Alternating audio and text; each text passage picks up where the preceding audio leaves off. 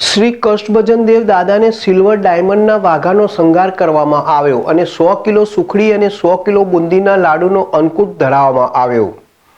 સ્વામિનારાયણ મંદિર વડતાલ ધામ સંચાલિત સુપ્રસિદ્ધ યાત્રાધામ સારંગપુર ધામ શ્રી કષ્ટભંજન દેવ હનુમાનજી મંદિર ખાતે પરમ પૂજ્ય શાસ્ત્રી સ્વામી હરિપ્રકાશદાસજી અથાણાવાળાની પ્રેરણાથી તેમજ કોઠારી વિવેક સાગરદાસજી સ્વામીના માર્ગદર્શનથી આજે સારંગપુરમાં કષ્ટભંજન દેવ દાદાને સિલ્વર ડાયમંડ વાઘાનો દિવ્ય શણગાર એવં સુખડી લાડુનો અન્નકૂટ ધરાવાયો હતો.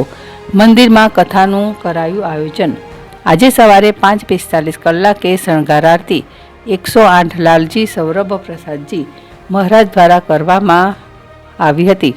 આજે અનેક હરિભક્તોએ દર્શનનો લાભ લઈ ધન્યતાનો અનુભવ કર્યો હતો. મંદિરની યજ્ઞશાળામાં મારુતિ યજ્ઞનું આયોજન કરવામાં આવ્યું હતું.